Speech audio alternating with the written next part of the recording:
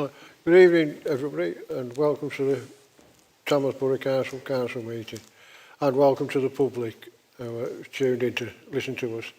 This meeting is being recorded and live streamed. Can we start the meeting, please? Will you join me for a minute's silence for the former Mayoress of Tamworth, Mrs. Jean Norkey? Thank you.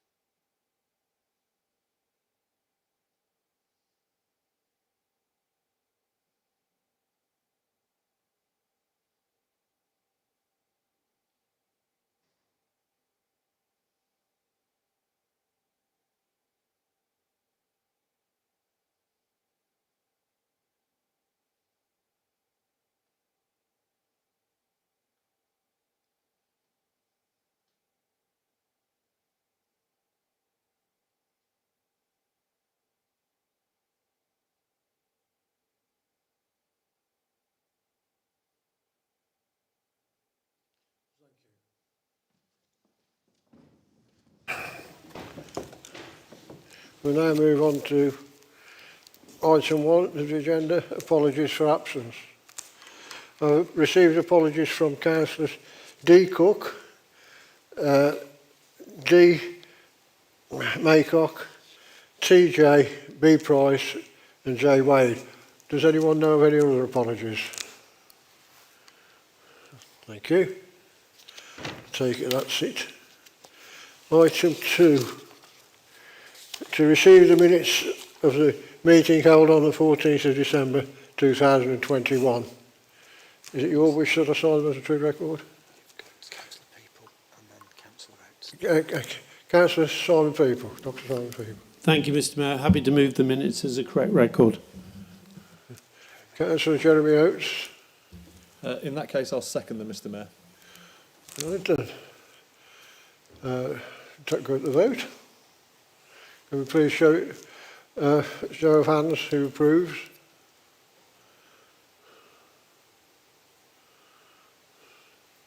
I think that's carried unanimously, I believe.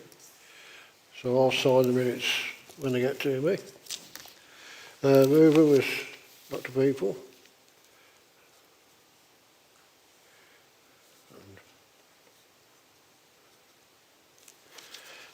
Item 3. Are there any declarations of interest? I can't see any. I'll take that as there are none. Item 4. To receive any announcements from the Mayor, Leader, members of the Cabinet and the Chief Exec. Well, I have one announcement.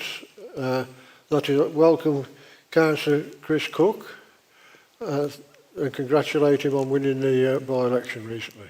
Congratulations, Councillor Cook. Has anybody any other announcements? Councillor Jeremy Oates. Thank you, Mr. Mayor. That one's crossed one off my list, so congratulations, Councillor Cook, on rejoining the council, albeit in a slightly different part of the room. Mr. Mayor, as a result of that by-election and a change to Cabinet, the committee places have been rejigged, but the political balance has not been affected. And I've circulated a copy of the committee places to the Chief Executive and to councillors, including the Leader of the Opposition, who I emailed shortly before the meeting with the new committee places. Also, Mr. Mayor, I'd like to announce that there's been a change in the Cabinet positions with regards to Councillor Daniel Cook stepping down from Cabinet in January, and I'd like to welcome Councillor Martin Summers to the Cabinet for the foreseeable future. Thank you, Mr. Mayor. Thank you. Has any other members of the Cabinet got?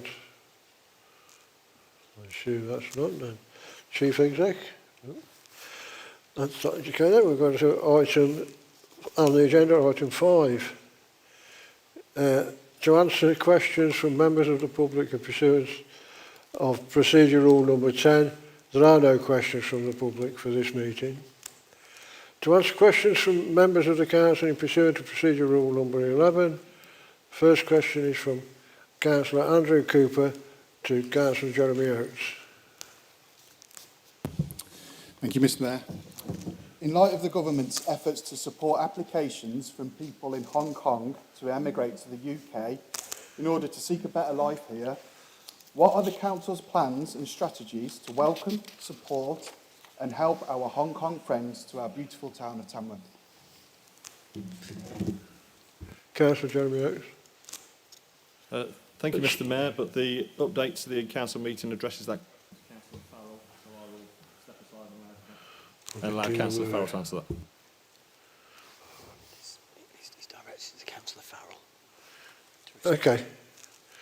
Councillor Councillor Farrell. Farrell. Sorry, it's Councillor Farrell. That's okay. Thank you, Mr. Mayor. And thank you, Councillor Cooper, for this excellent question, actually. As you quite rightly said, Tamworth is a beautiful town, and we are a very welcoming bunch here. At the moment, there is no official county council approach to the resettlement of emigrants from Hong Kong. They would not be refugees and likely to have their rights to reside.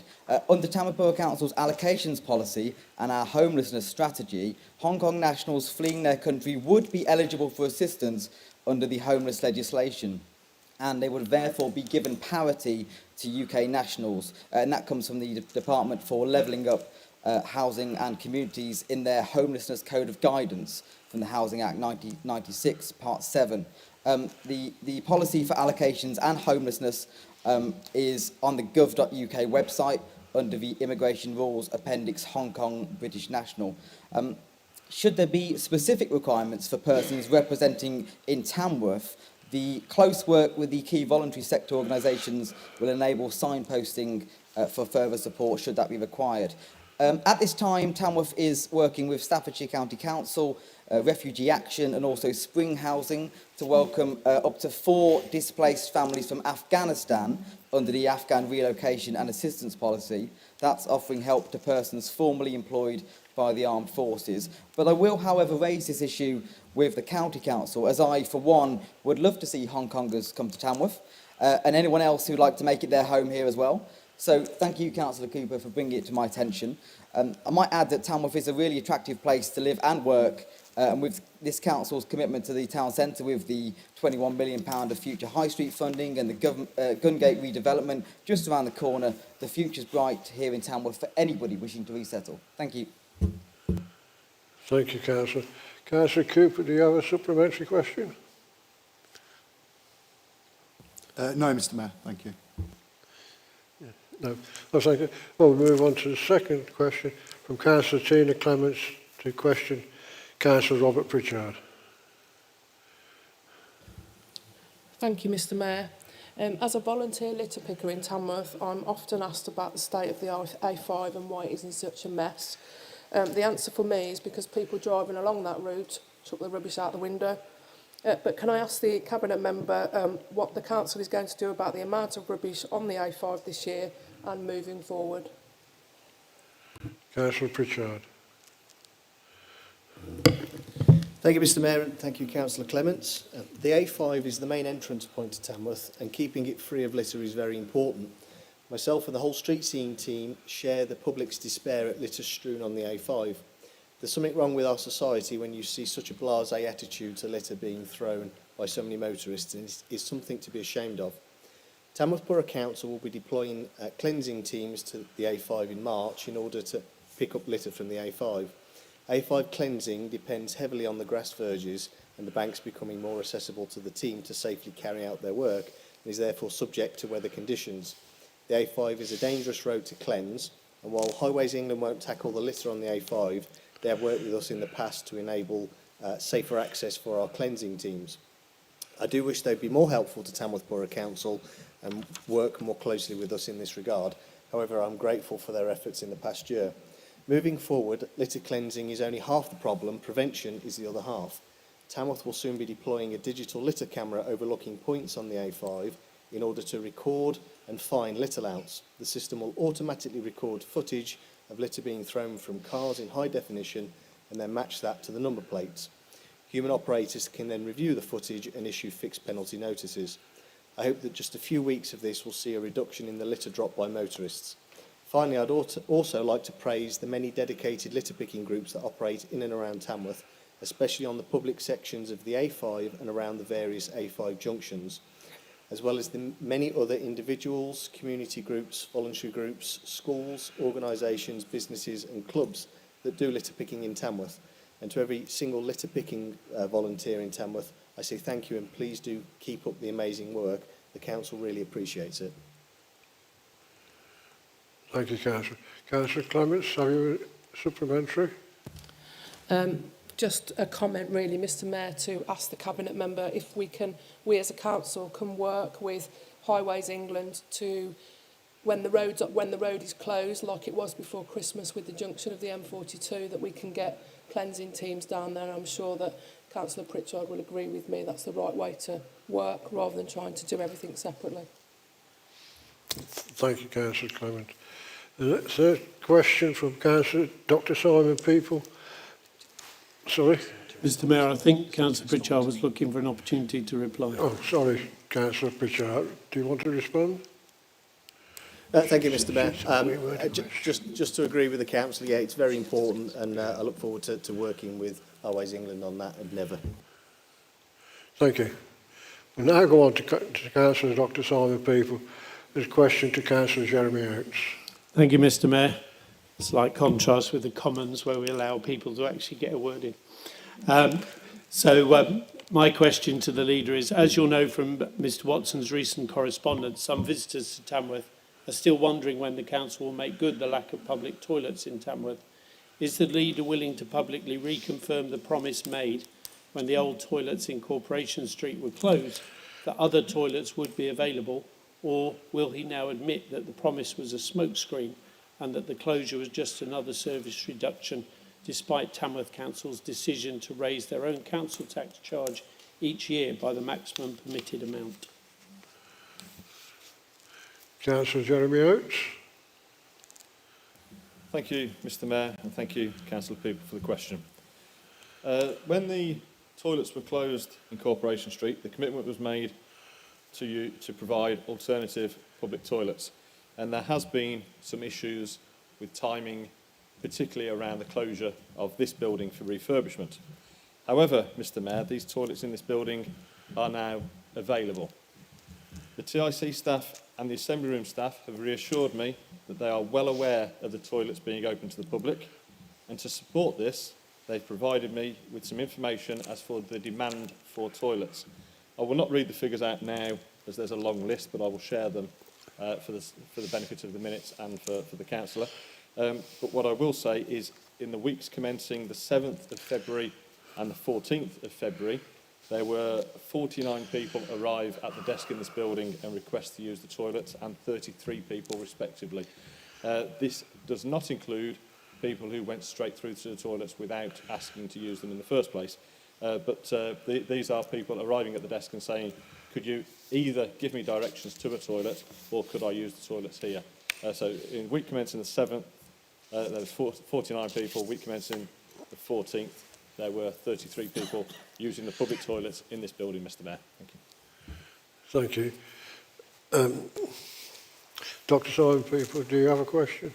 Supplementary question? Yes, thank you, Mr Mayor. Just to ask then the leader to write to Mr Watson, who has been waiting at least 2 weeks since the last email, so that he can be reassured that his experience of being turned away from these toilets is not common, and to perhaps ensure that he checks with Mr Watson, because some of the problem seems to be about the coincidence between visits to Tamworth at the weekend and of the assembly rooms being open. So I think he needs to just make sure that if people are assuring him that the toilets are open, that they do the same when Mr Watson and his like come. So thank you, Mr Mayor. I hope for the leader's assurance that he'll now make sure it happens on the ground. Councillor Jeremy Oates. Thank you, Mr Mayor. Yes, I will write to Mr Watson and respond with as much assurance as I can give him. I think the crucial point here that Councillor People raises is we can make commitments in this room, or whichever chamber we happen to be in, depending on what the situation is. And we can believe we're delivering. However, in the same way as an individual will judge a hospital, it goes to their personal experience. So if Mr. Watson has not experienced what we're anticipating, then we need to make sure that we are delivering the service that we are committing to in these chambers. So yes, I will respond to Mr. Watson with that reassurance, and as a result of Mr. Watson's correspondence and the question this evening, the Chief Exec and Senior Officer Group are well aware of the issue being raised, and I'm confident that they will make sure that's cascaded correctly. Thank you, Mr. Mayor. Thank you, Councillor. Okay, and the fourth question, again from Dr Simon People to Councillor Jeremy Oates. Thank you, Mr. Mayor. My question is, in recent meetings, Conservative councillors have deplored the state of local areas such as the Leafields and denied that our high street had died. Will the leader commit to appointing a cabinet in May that is more interested in listening to their colleagues about what needs doing on the ground? Thank you, Mr. Mayor. Councillor Jeremy Oates. Thank you, Mr. Mayor. And whilst there's a direct question in there, there are a number of other things that are raised. So I will attempt to respond to the whole wording as well as the direct question. I'll start with the direct question. Mr. Mayor, many years ago, a member of the Conservative group wrote in the local newspaper, I won't point to the person, but I could touch them with a short stick, stating that the Labour group should deal with a particular thing and a particular individual within their group in a particular way. That councillor was given some advice by Freeman of the Borough, Ron Cook. And that advice was, we don't tell the Labour group how to run their group, and they don't tell us how to run our group. The Conservative group will pick the cabinet in May, and we will pick the right people for that cabinet. On the other issues that are included in that question, there was suggestion that our high street had died. Now, if we're going to make the comparison as a death often relates to a living thing, then I'm going to continue that. And I'd say the high street in Tamworth certainly hasn't died. There are some very concerning obs, and we need to keep an eye on it. Possibly needs a bit of intensive care. But it hasn't died yet. And we're here to make sure it receives that intensive care. We're continuing to develop our street market. We're expanding our outdoor events, particularly around the market and vibrancy. We're continuing to promote the branding of Tamworth. We're looking to provide infrastructure to improve the nighttime economy and evening economy. We're embracing Tamworth's history and culture and building a sense of local pride. We're continuing to promote outdoor events, whether it's in-house or external visitors. We're developing an enterprise centre as part of a structural transformation of the town centre, bringing people into the heart of our town centre and our high street. We are also increasing the accessibility of our town centre. We're providing an environment where leisure and food offers can grow and flourish. And we're working with others to improve the transport offer and support the nighttime economy. We also have, Mr. Mayor, the Future High Street Fund, and we're all well versed in what that's bringing to Tamworth. But I will very quickly mention that's 21.65 million pounds worth of government support. It's really bad when the person asking the question laughs at your answer. With support from the Borough Council's finances and external partners, that's £40 million investment into the town centre. That's a new college, bringing people into the town centre. That's a new enterprise hub. That's refurbishment to middle entry and the experience there to provide opportunities for start-up and niche businesses. There's a new Castle Gateway to improve the links between the Castle Grounds, our heritage offer, and our town centre offer. And there's a transformation of St Editha Square to make that place a usable space for entertaining and events. Something we've never quite achieved in the decades since that square was created. Mr. Mayor, reference was made to a particular area in Tamworth, and whilst I can't comment on that particular area, what I can comment on is in the last 8 months we have taken the housing revenue account, estate management, away from the housing revenue account and moved it in with street scene. As a result, we are now clearing alleyways and clearing the backlog of issues with fly tipping and abandoned waste from our council estates. We have made significant difference already. This is a long-term programme. We're going to get on top of it, and we're working hard towards it. That's improving weed control, improving arboreal works, including landscaping, fly tipping, abandoned waste, and also working on antisocial behaviour. This whole programme we are making progress on, Mr Mayor. So, whilst answering the direct question, I've also really would like to raise what we're doing around making sure that our high street doesn't die, and in terms of areas being in a deplorable state.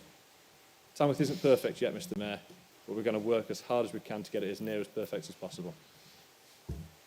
Thank you, Councillor. That completes the question time. Oh, that was a supplementary. Councillor People, have you a supplementary?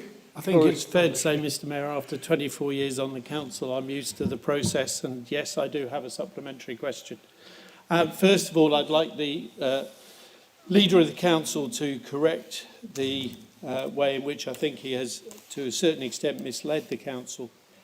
He started his answer by saying the Conservative group will pick the Cabinet.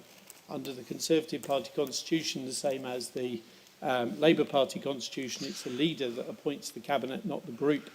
So perhaps he'd like to correct his own understanding of his own constitution. Secondly, can I draw his attention to the fact that there are still large areas of the town where rubbish has sat for more than a year uncleared, and that some of those cleared from our estates in Amington were thanks to the fact that I sent pictures of them to Councillor Jay, who then arranged to have them cleared. So can I just make sure that he remembers that after 14 years, actually no, it's even more than that now, isn't it? It's 18 years of running this council. If this town is not yet perfect, then they need to get cracking, because 18 years should have given them time to get on with it. But ask the leader to correct what he said about that appointment. Thank you. Councillor Jeremy Oates. Thank you, Mr Mayor. In terms of the selection of Cabinet, yes, the Council is correct. The leader picks the Cabinet within our constitution. The group picks the leader. So ultimately, the group has the final sanction. In terms of litter and detritus sitting around for more than a year, and the reference as to how long the Conservatives have led the council, Mr Mayor, it wasn't that long ago, or actually maybe it was, every councillor was issued with a disposable camera. It must have been a long time ago, it was film, not digital, and was asked to go out and take photos of grot spots. That project was well engaged with and produced a whole list of areas that the council targeted.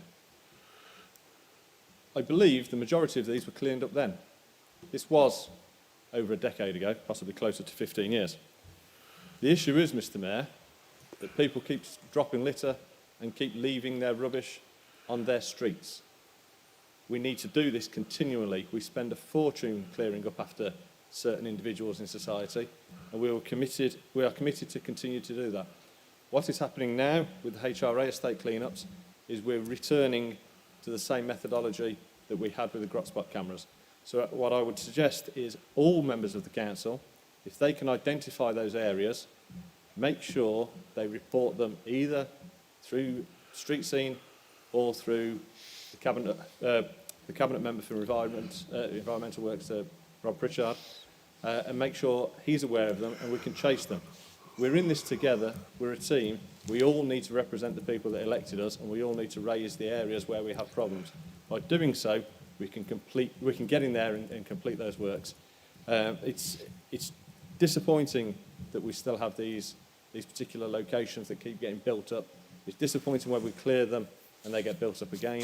Referring to an earlier question, it's disappointing when volunteers or street scene staff go litter picking and there are people physically walking in front of them dropping litter. You know, we're continually clearing up after people. We'll continue to do so, Mr Mayor, but it's an uphill struggle that we're willing to take on. Thank you, Councillor. Right, that does complete the question, Tom. Right, now move on to item 6. Corporate vision, priorities, plan, budget and medium-term financial strategy 2022-23. To receive the report of the Leader of the Council, Councillor Jeremy Oates. Councillor Jeremy Oates. Thank you, Mr. Mayor. It is a privilege to stand here and present this report, Mr. Mayor, to full council.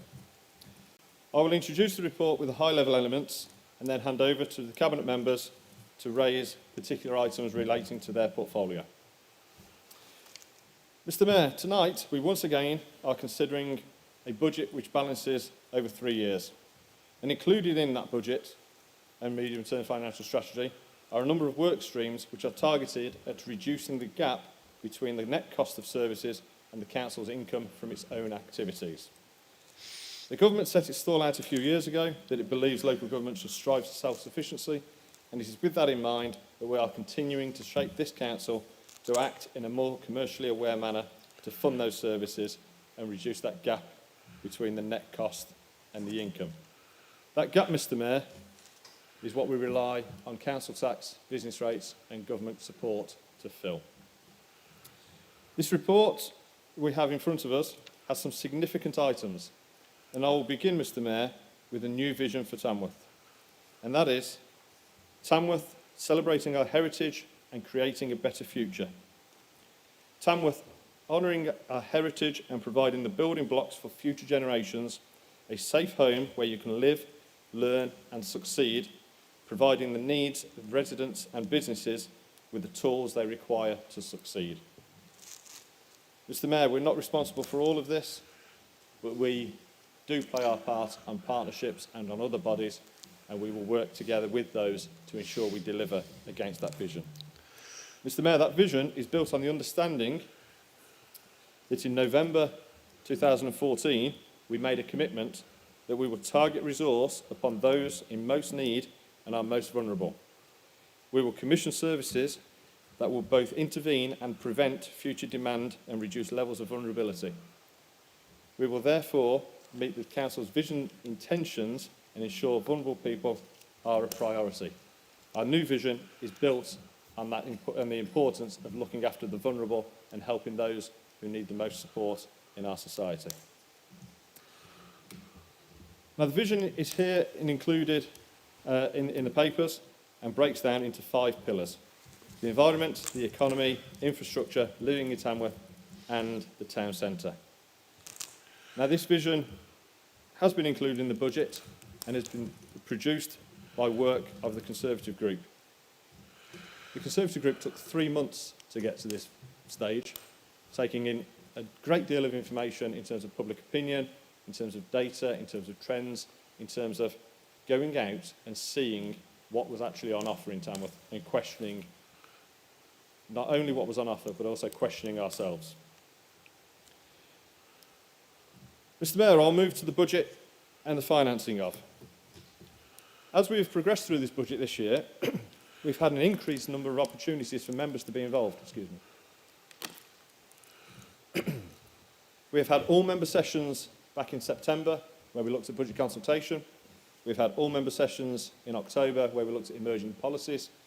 We've had seminar workshop in December to look at the budget situation, and we also culminated week before last with a Treasury Management session which talked about how the council can make the most of its investments.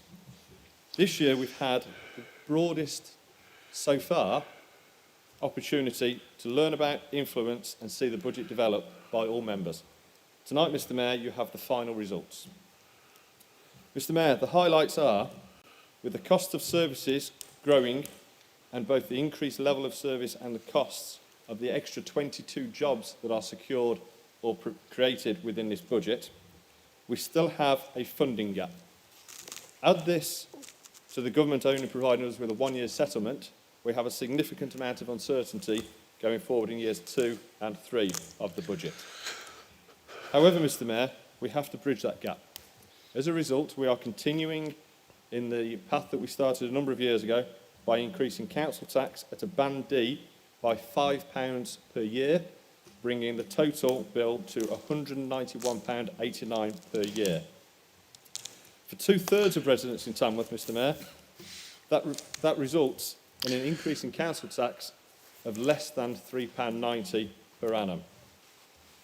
We have also continued in the same vein with our rent restructuring of council houses and continue with the same policy we have done in recent years, and rents will be going up by an increase of £3.66 over a 48-week year.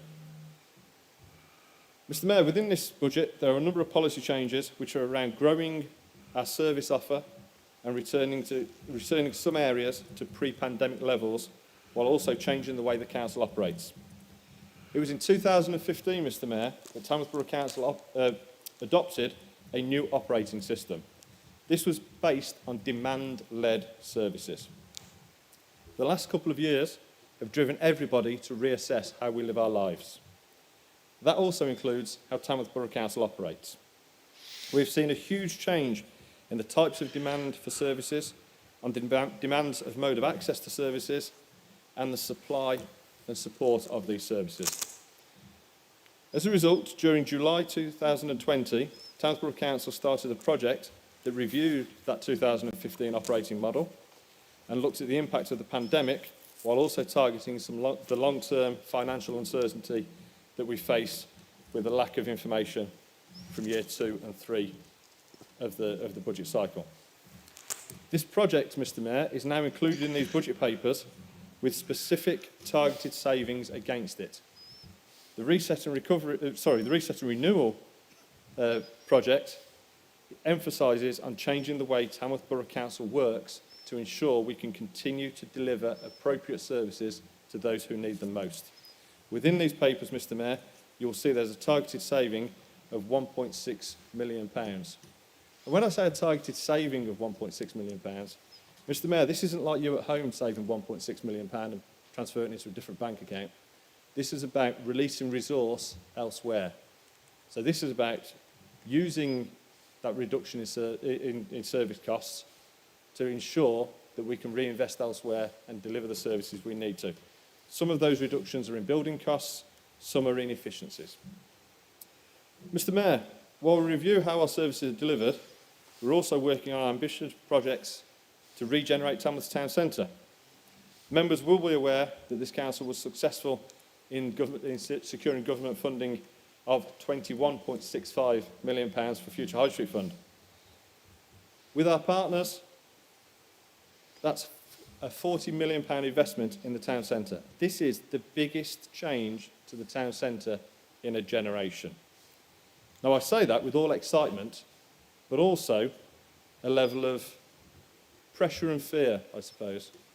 We have got to get this right, Mr Mayor. This is too big a deal to get wrong. I raise this because a number of people have asked me, the government are giving you £21.5 million. The officers are working hard, but what are you doing? What's the council doing? Where are you putting your shoulder behind the project? Well, what we're doing, Mr Mayor, if you'd like any updates, check out the website, transforming.tamworth.gov.uk. But what we're doing is in year 2 of this budget, in the capital programme, you'll see we are spending £1.85 million of Tamworth Borough Council's capital fund. That was created by the sale of the golf course. We are seeing here in this budget, Mr Mayor, public funding being spent to improve the public life of Tamworth. There are also other benefits that we've identified through the Reset and Renewal programme, and working alongside Future High Street Fund, I'm hoping one of my portfolio holders will pick this up in a second, we are looking at what we can do about the town hall. This is about recognising our heritage, but also bringing an old building back into proper use. There's a phrase that's often used, and that is, the best way to maintain a building is to use it. So you'll see capital lines in this budget. One in particular is about £87,000, which is about allowing us to use that building regularly for council meetings. And whilst this building is fine, this building is supposed to be set up on a commercial setting. So the quicker we get out of it and get some shows in there, the better. And I'm sure more people will watch those than watch me speaking. Mr. Mayor, there are many things I could highlight in the budget, but as I've said, I would like to hand over to my Cabinet members to cover their policy changes in their portfolio before I move the budget. Thank you, Mr. Mayor. I'll hand over to Councillor Pritchard. Thank you. Now what? Question time. No. Let them present the report first. Let them present the report first. Robert. Councillor Pritchard. Thank you, Mr. Mayor. With a new vision comes new priorities, and this budget is built on our new priorities, providing funds to ward members to make a difference and improve our town. A budget that focuses on making a difference. Some spending I would like to highlight includes the new ward members grant scheme.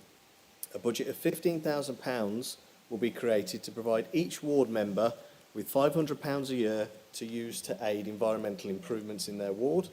The funding can be pooled by ward members or be rolled over each year, and this is a chance for individual ward members to make improvements and respond to the desires of their residents. Be it bins, benches, play areas, members decide on this spend. They can even clear some waste. This is the first time ward members have been able to access direct spending, and this funding could even be combined with grants and third sector involvement to make some big differences in individual wards.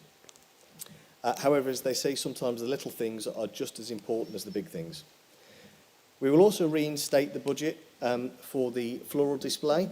The budget was reduced to 15,000 during the pandemic, and only certain selected sites were planted. So we will be reinstating 15,000 and adding in a further 10 for the additional planting for the Queen's Platinum Jubilee celebrations, which will take place throughout the town. Floral displays are a key part of making Tamworth a beautiful and lovely place and serves as an attraction to help keep a positive environment. And additionally, with the Queen's Jubilee, we want to enhance our floral displays and do something a little bit special this year. We've also earmarked £105,000 for refurbishment of many of the town's smaller play areas, and we'll be looking to add to this through other sources and begin a programme of refurbishing many of the town's play areas over the next few years.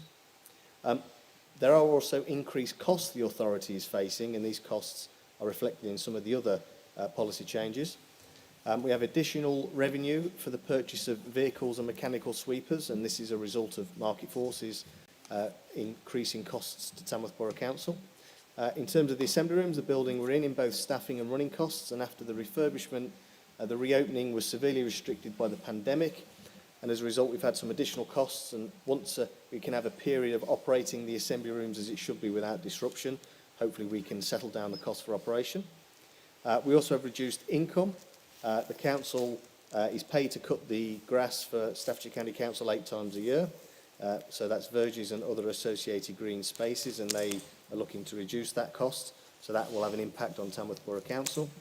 The pandemic has also resulted in an estimated 30% of planned income from car parking, and again that will have an income on the impact on the council's income. However, despite these challenges, we have a growth budget, spending more on important services and creating jobs and supporting the council's new vision, and it is something to be commended. Thank you, Mr. Mayor.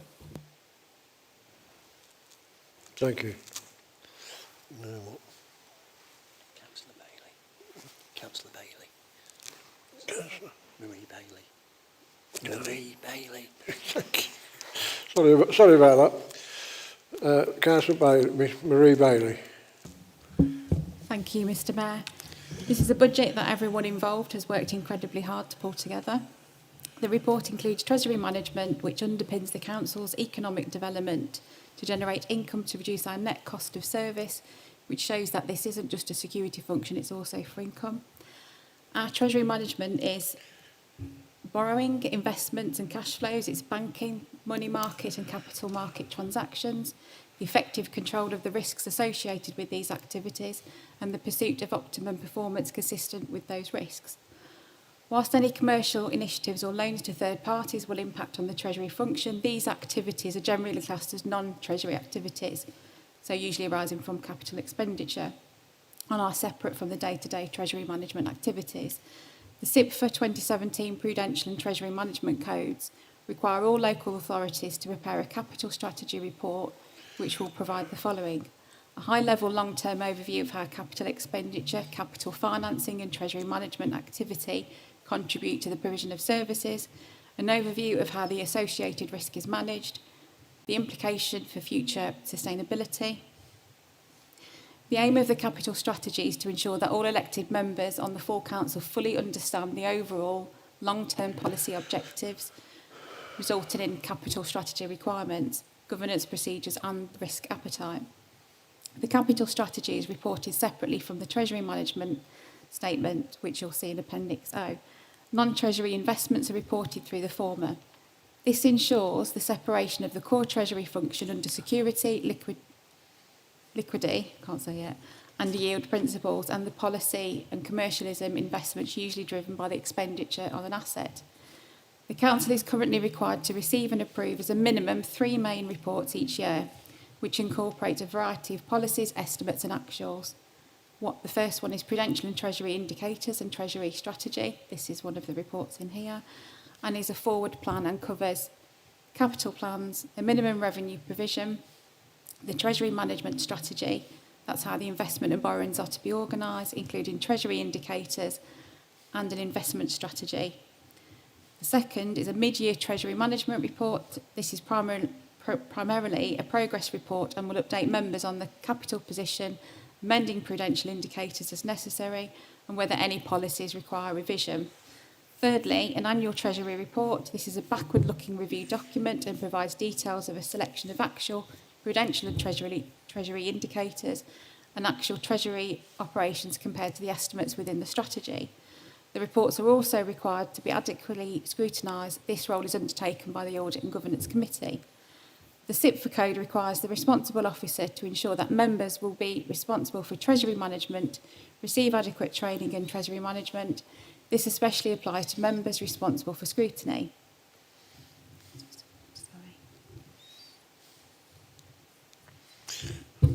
Training on Treasury management issues was most recently delivered for members in November 2019, with the training on the corporate capital strategy in February 2020, and will be provided as and when required. Further training was also held in February 2022. SIPFA released new editions of the Treasury Management Code and Prudential Code on the 20th of December 2021. SIPFA has stated that there will be a soft launch of the codes and that councils may defer introducing revised reporting requirements until 2023-24. Appendix 11 sets out the summary of the revised requirements that we are working to ensure that the Council is fully compliant by that date. And just to finish off, despite all of the challenges that we've experienced, this is a great budget for the future of Tamworth. Thank you. Just waiting for the leader to indicate to us. Thank you, Councillor.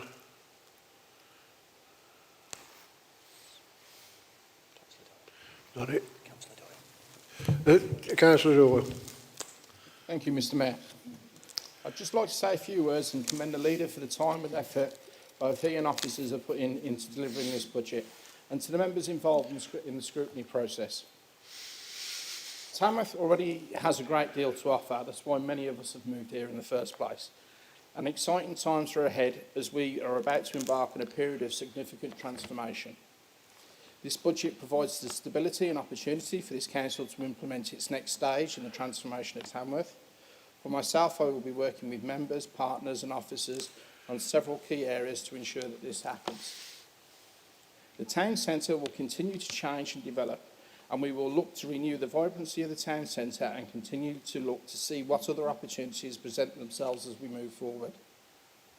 As part of this, we will continue to invest in the infrastructure for the evening and nighttime economy and embrace Tamworth's history and cultural identity to build a sense of local pride, and also to continue to develop and support the Enterprise Centre, as well as create an additional Enterprise Centre presenting opportunities for many within the town. In coming weeks and months, I will be taking reports to scrutiny and to Cabinet that will seek further funding for several initiatives that will be the beginning of the transformation of Tamworth and the town centre. Some of these will include the extended uses that the Town Hall, which the leader has already highlighted. This is currently an ongoing project looking at the reimagining of how the Town Hall can be brought back into more mainstream use as we look at the future of the council that no longer sees Monument House at the centre of its operations. There are several opportunities that will come before members as we go forward. We will identify the most suitable and advantageous for Tamworth as we look to reshape the use of the Town Hall. Also, a package of support aimed at the business centre within the Tamworth town. To meet the challenges of facing those businesses in the town centre, a package of economic support has been prepared. The package will consist of two elements to support those businesses that qualify. To note, the boundary is defined by the Business Improvement District. Firstly, a business advice service, primarily for small to medium-sized businesses with limited resources and capacity that may struggle to adjust to meet current and future consumer expectations and standards. Secondly, through funding through the Town Centre Business Grants. The Town Centre Business Grant is designed to support businesses within the Town Centre who will only be able to apply after receiving support through the Business Support Programme. With priority being given to small to medium-sized businesses in the food, hospitality, leisure and heritage sectors. All of these are, as we are aware, were greatly affected during the pandemic. This grant will replace the current Start-up Business Grant, which will no longer be available. The grants will be aimed at businesses that are classed as being small to medium enterprise and not part of a significant chain, national or multinational business. Although, should a major employer show interest in relocating to the town centre, then we would welcome them to Tamworth and be open in discussions. Next, there is the investment in the development of the tourism strategy. Through the Staffordshire Destination Management Partnership, the key themes of Tamworth's involvement will be the following: the use of targeted marketing and campaigns to maximise Staffordshire's profile, and in doing so, raising Tamworth's profile to attract more visitors to the town. Excuse me a second.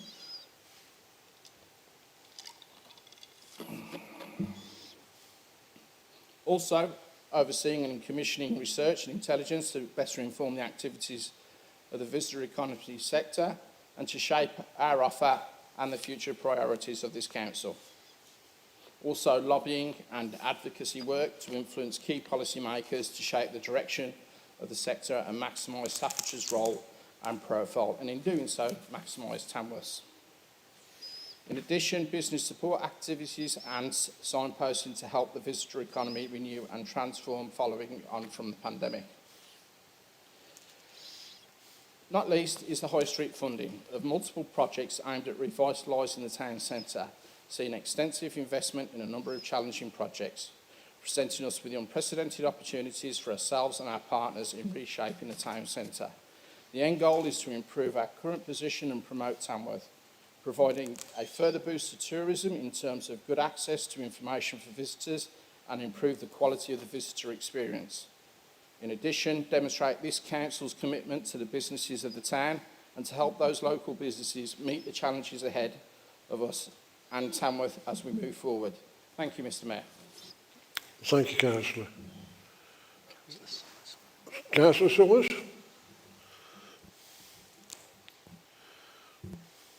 Thank you, Mr. Mayor. I'm of course new to this post, Mr. Mayor, and with your indulgence, I just want to briefly wish to thank the officers and previous portfolio holder for having put me on such a good footing to move forwards with. I'm in learning mode right now, and I'm here to listen and understand, and taking feedback from everybody affected under the umbrella of my portfolio. I've already this week set up meetings with some of our community groups and hope to meet more soon. We're coming out of the other side of the effects from the pandemic, Mr. Mayor. I'm sure everybody will be glad to hear the last of it one day. It has touched on every area of the council's operations, causing unprecedented change and planning to mitigate the effects both past and still to come. We're rising to meet the challenges left in the wake of the virus, made tougher by things such as reduced income from car parking, which both leaves less in our budgets and Tamworth businesses struggling to cope with reduced footfall. It's creating a vicious circle we need to help break. From out of the ashes of the coronavirus, the Council, along with partners, are working hard towards our common goals.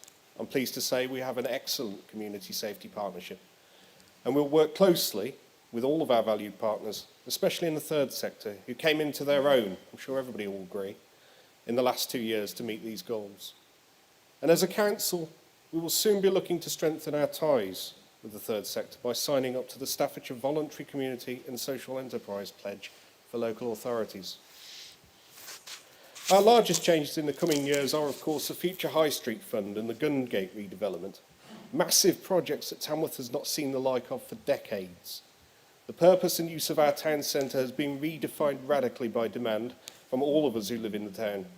Our responsibility as a council is to help facilitate that demand. Ultimately, making the town centre sustainable for the future.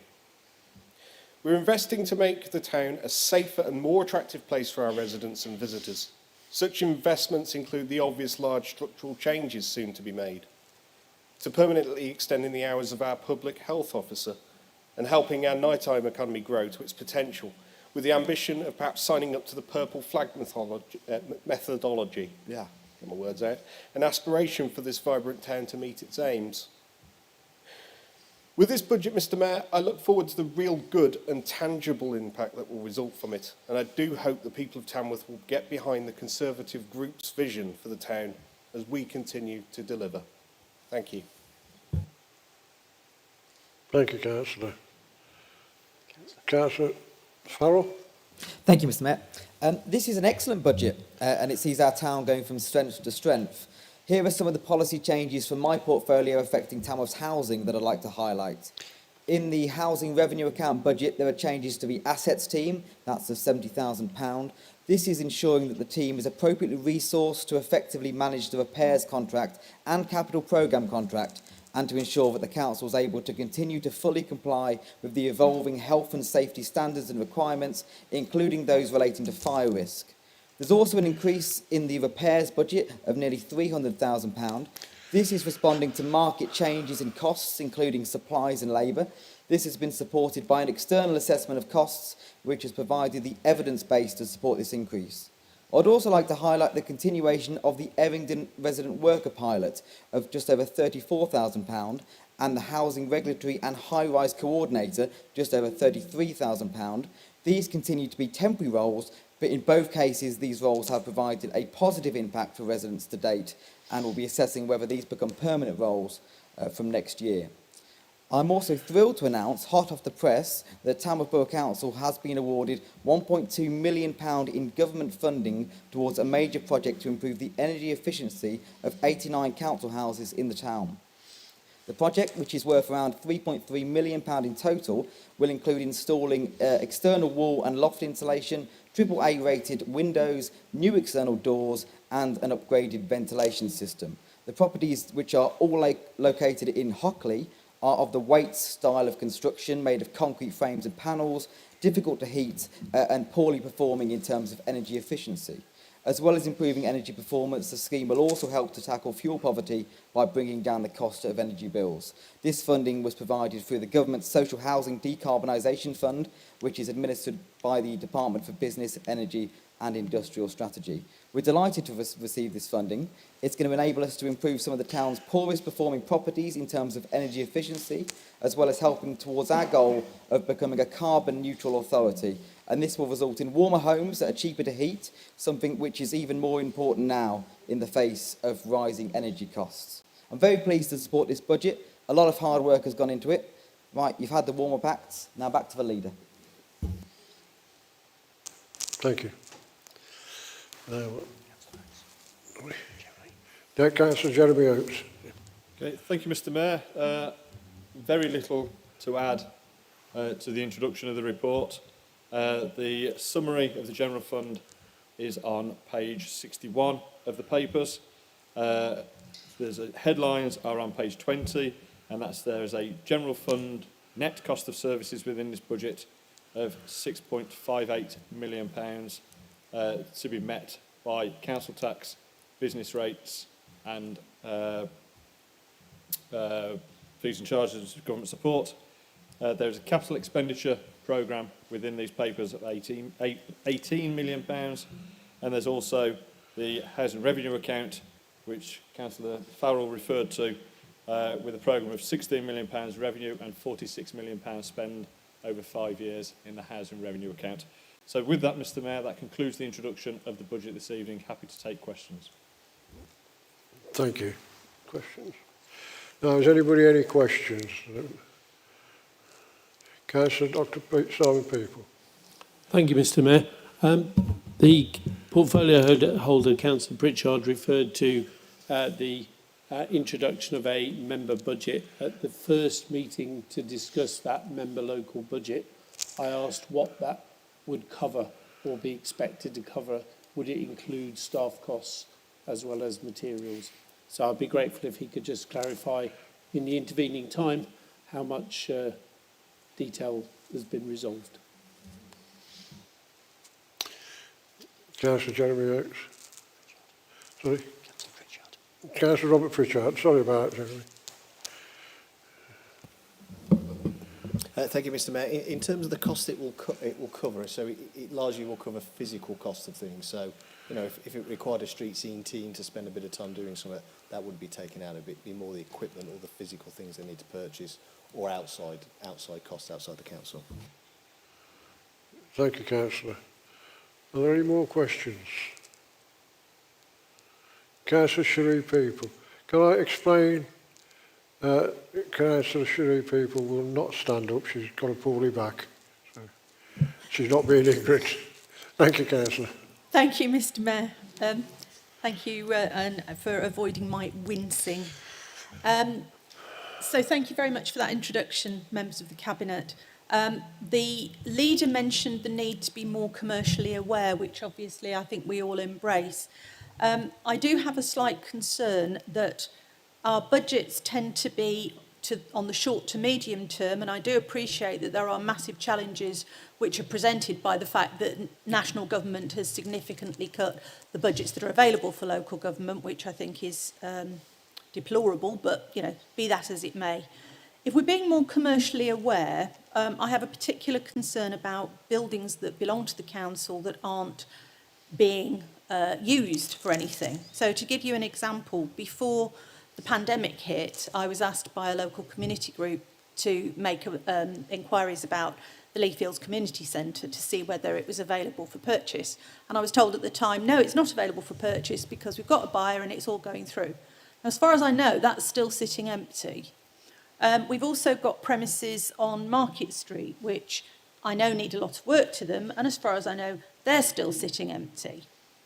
If we have residential property in the borough that sits empty, we charge the owner full council tax to encourage them to get on and do something with their property.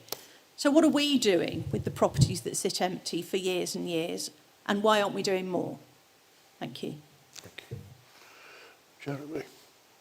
Councillor Jeremy Oakes.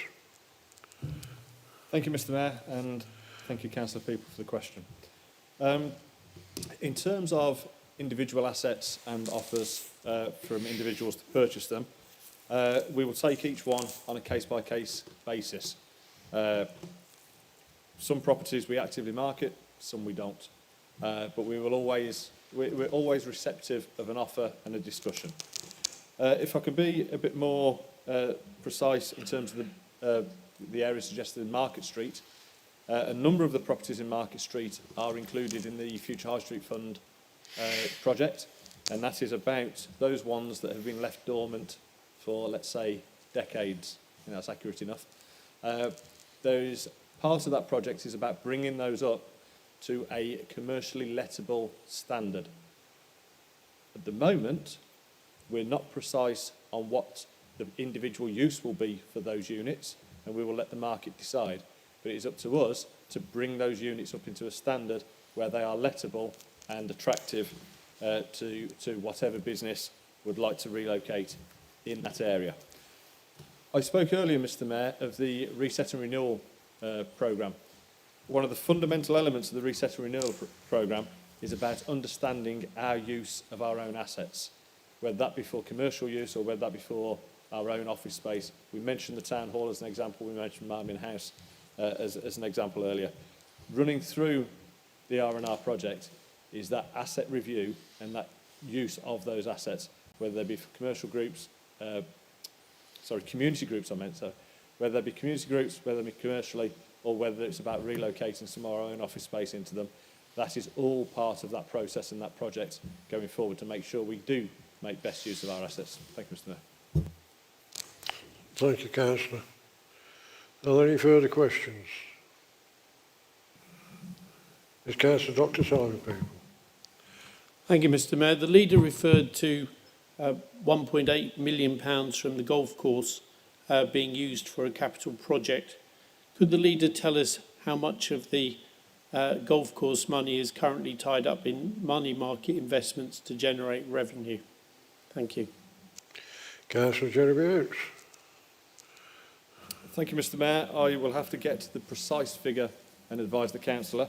However, what I would say is not only golf course money, but other money we are in receipt of during the year is always invested in the safest possible places that generate the highest possible return. And that return, in terms of the Treasury Management, significantly impacts on our revenue costs and helps fund them. It's something that all councils do, and it's something that's very important to us in terms of generating that income to reduce the gap between the net cost and the income to the council. Thank you, Councillor. Councillor Dr. Simon People. Thank you, Mr. Mayor. Let me help the leader. Would he agree that the figure is around 8 million? In other words, rather more is being devoted to generating revenue than is being used for capital. Councillor Jeremy Oates. Yes, Mr. Mayor. I would suggest that he is correct, that it is rather more that is invested. And it's rather more that's invested because of that financial uncertainty we have going forward. A few moments ago, a member suggested that in the short and medium term, or certainly the short term, we have a balanced budget, but we fall off the edge of a cliff in years to come. And it's because of that that we ensure that we invest our balances and reserves to get the highest possible return in order to fund the council, not the government, they ain't having it, in order to fund the council going forward and give us that stable footing, Mr. Mayor. Thank you, Councillor. Are there any further questions? Then I will ask for a mover. Mr. Mayor, if I may. Councillor Jeremy. Oh, sorry, I've started. Apologies for not waiting, Dad. If I refer to page 18 of the papers, there are a number of recommendations. There are 27 in total, and I would like to move those on block, Mr. Mayor. Do I have to ask Councillor? Sorry?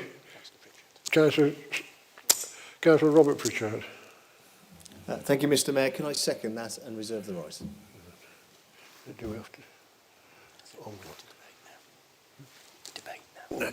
Now, can we move to the debate, if you wish to debate this motion?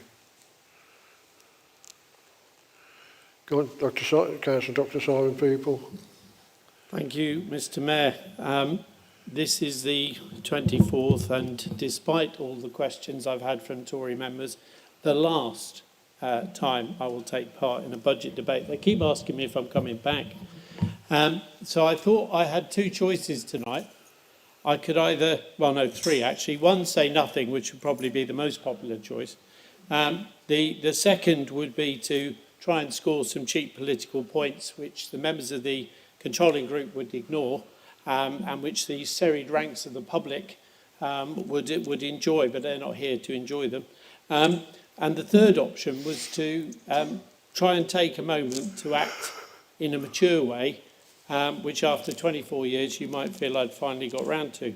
So I've gone for the third option, which is first of all to say that I think the point that I've learnt this year, which I've tried to do, is to try and make constructive comment. In politics, being on the out means that you will not normally be given any time or attention. But I felt that if I could say a few useful things along the way, it might carry over into what might be a legacy. And during the year, I've noticed that members have often listened. So I'm just going to say some things tonight, which I hope will be with members as they go forward. When I was in business, we were accused sometimes of having a hockey stick approach.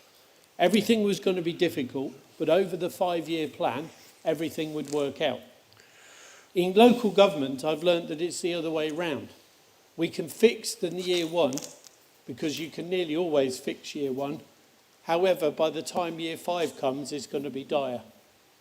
And this budget is set against a particularly difficult background. And I said this to the consultants that I was included in the meeting with last week. As a council, we could, and you see headlines, councils could lead green jobs. Yes, if you give us the funds to do it, without thinking that we'll have to slash some non-green jobs in order to pay for them. So this council needs to think hard now as it goes forward. How are we going to bring the green agenda into our spending, given that we haven't got a special green budget? So that's something that I hope members who are here after me will take on board, because otherwise we will miss it out. And if we as a council don't do that, then the rest won't either. Secondly, Mr. Mayor, I think it's really important that we think about a theme which has come out of quite a few recent scrutiny meetings, and that is the tightness of officer resource. Now, years ago, councils were accused of employing far more people than they needed, and they all sat around, did nothing, and then went home. And that popular version of local government probably never existed, but it was the popular version. Back in 2010, and even a little bit before, but in 2010, as the former leader said, Eric Pickles decided that local government was going to get cut. And it has been cut, and cut, and cut. So, therefore, we've had fewer and fewer people. And at recent meetings, projects have been mentioned and discussed as being delayed because there isn't enough officer time to manage them. And therefore, the additional management or some form of, you could call them consultants, but in a way that's slightly demeaning, because often they're people who used to do this job somewhere else. They now come here while we have a contract for that work to be done, and then go somewhere else when they get a grant. So in a way they're consultants, but in a way they're displaced workforce who are now acting like consultants. So we need to look really hard to deliver this budget over 5 years. We need to think how we're going to staff and equip our various projects, because it won't happen otherwise. We've also got to recognise that not every time is one approach right. And it's very easy in a political group, and for those of you who haven't been on the council that long, when I first stood, not here, but in the more traditional chamber, there were 20 of my side and 10 of the other side. And we had to think about how we were going to achieve things. And you've got to work really hard. And sometimes you borrow ideas. This councillor local grant was in our manifesto 3 years running and has now become part of the Conservative vision. So thanks, I'll send you the copyright charge. But from a practical point of view, it's got to happen. I'm only sorry it didn't happen sooner. All right, but that's fair enough. That's your decision as a controlling group. But as you go forward, you need to think about how you empower local members without, and this is always the difficult thing for the leader, apart from getting re-elected as leader, is the whole idea of how you balance those two. In a strong council group of 20 plus, how do you keep useful and occupied those who are not in the cabinet? Those who are not chairing scrutiny. So for you to deliver this budget, you need to be tough when you go to scrutiny. You need to be prepared to be unpopular sometimes in your group meeting or in your scrutiny meeting and say, look, why are we doing this? I'm not sure it's working.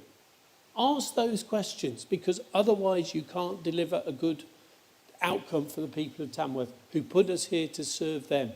not to serve ourselves. So I ask you as I go off stage to maintain that rigour, that commitment. Now, some of you will turn round and say, oh, he's going to vote against the budget because they always do. Well, actually, yes, I'm going to vote against the budget.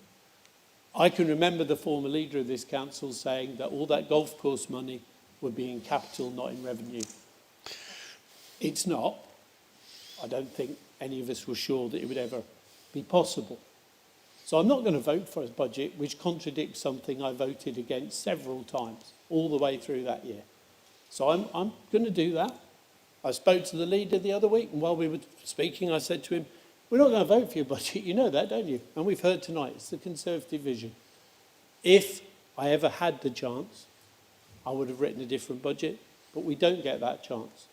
And one of the things that the people of the town have got to remember is that it's not like budget day in the House of Commons, where you've not seen or heard the budget till it's spoken. Well, the Cabinet are told just beforehand, but you know, in general, they haven't. It's all right, Mr Mayor, I've got 2.5 minutes left.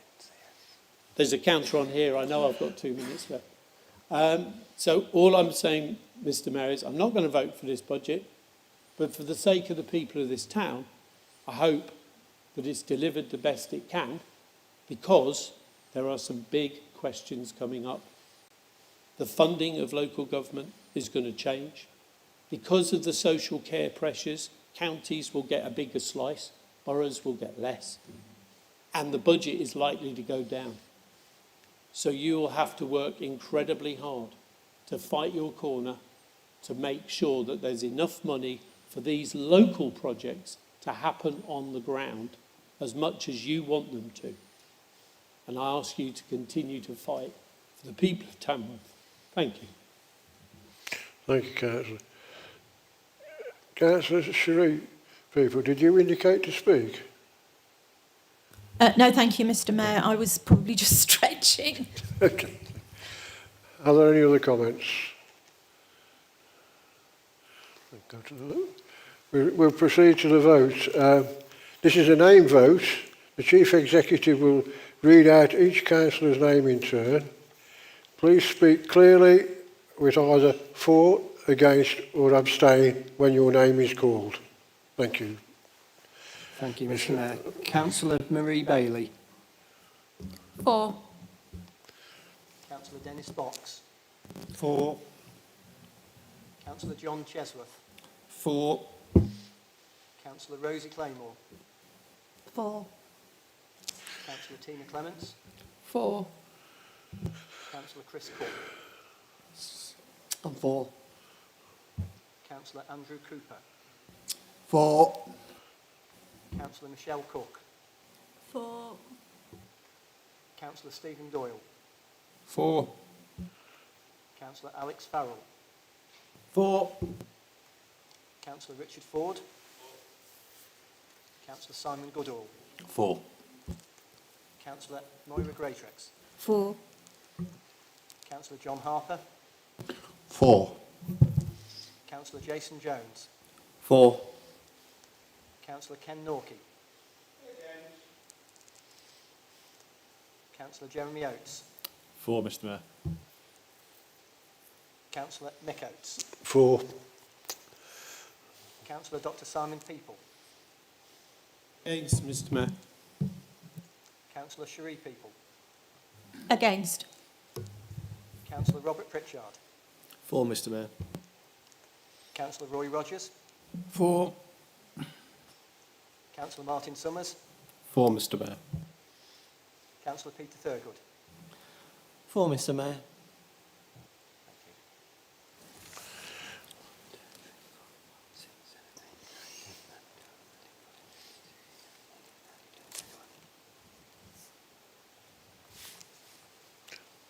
The motion is carried. Do you need the figures? No, I'll leave the figures off. Okay. So that motion is carried. We'll go to item 7. Recommendations from the Infrastructure, Safety and Growth Scrutiny Committee. This is a sparkling one, fireworks. the chairman of the infrastructure, Simon Goodall, isn't it?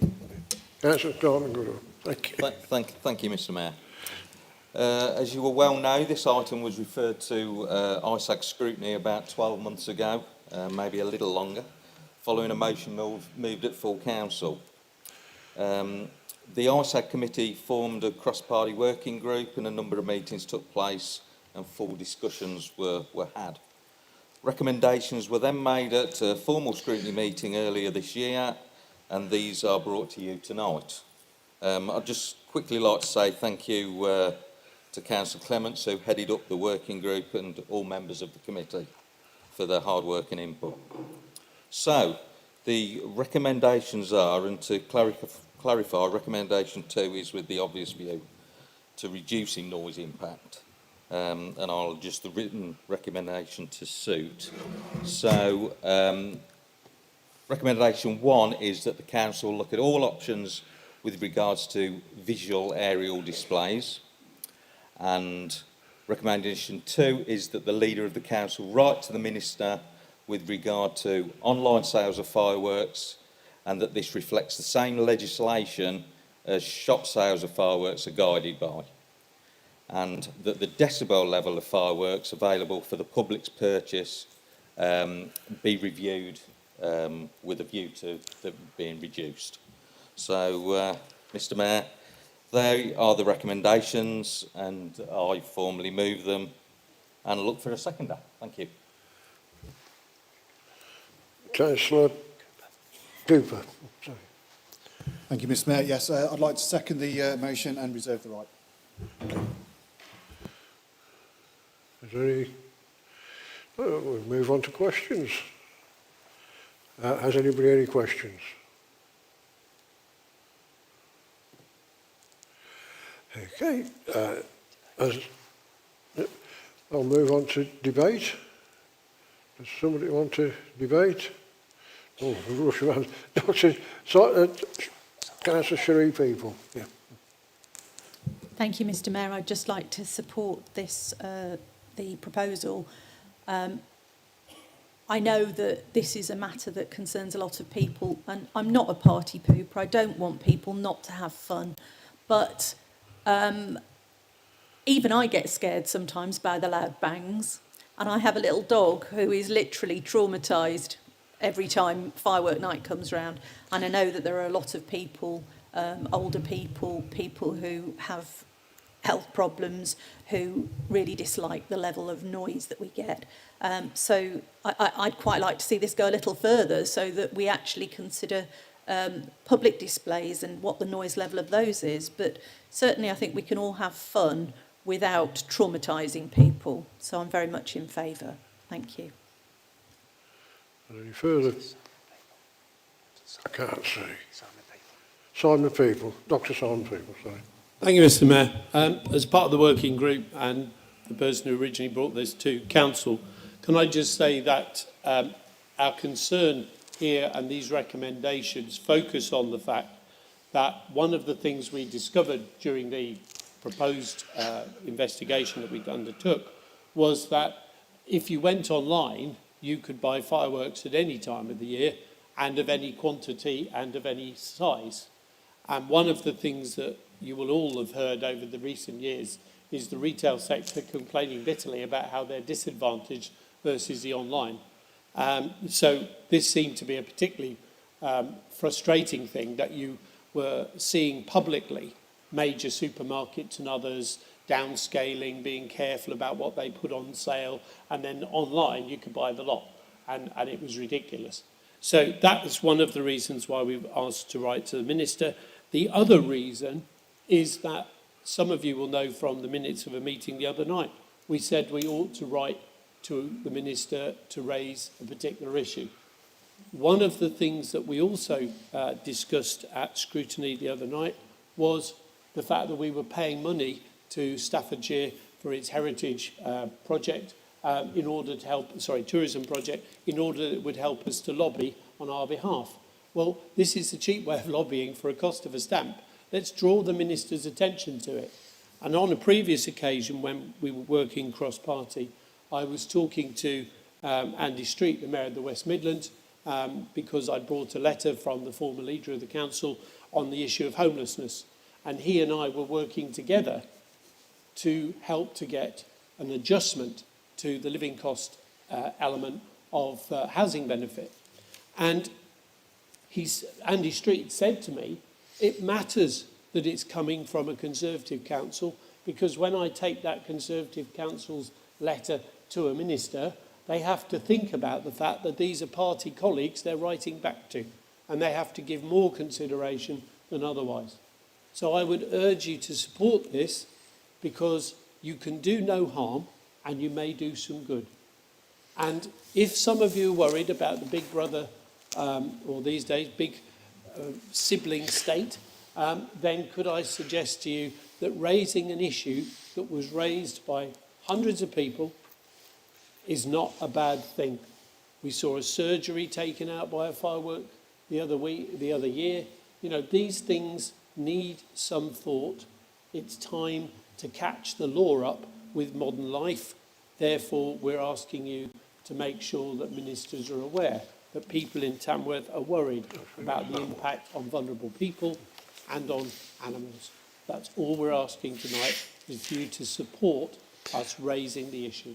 Thank you, Mr. Mayor. Thank you, Dr. People. Are there any other questions or debate? Before we move to the vote, I have a question. Is this a vote, a free vote?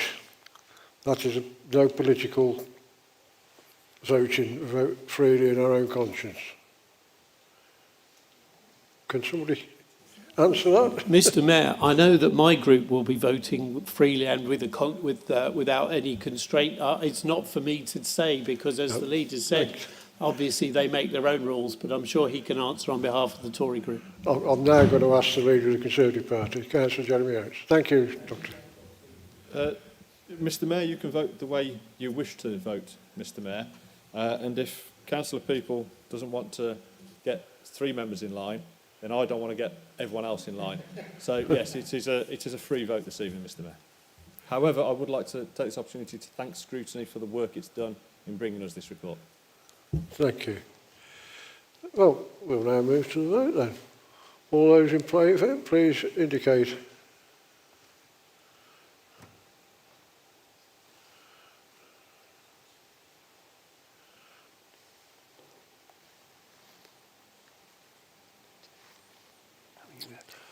All those against? Right. I think that concludes the vote, and I think I've lost it. This motion has been carried. Thank you. Thank you. Well, thank you all, and have a safe journey home. Thank you. I've closed the meeting at 19:33.